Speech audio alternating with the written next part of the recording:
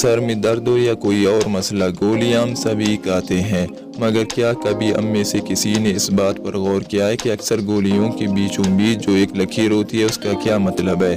चलें आज हम आपको बताते हैं कि ये लकीर अक्सर गोलियों पर क्यों मौजूद होती है, गोलियों के बीच ये लकीर क्यों होती है। दरअसल ये गोलियां डॉक्टर के बताए गए मिकदार में खाने के लिए होती हैं। मिसाल के तौर पर अगर डॉक्टर ने आपको गोली खाने को दी है जो 100 mg की है, मगर आपको 50 mg खाने की हिदायत की है, तो आप उसे बराबर मिकदार में तकसीम कर सकते हैं इस लकीर की मदद से। इससे आप बआसानी गोली को आधा भी कर लेंगे और ज़्यादा खाने की गलती भी नहीं होगी।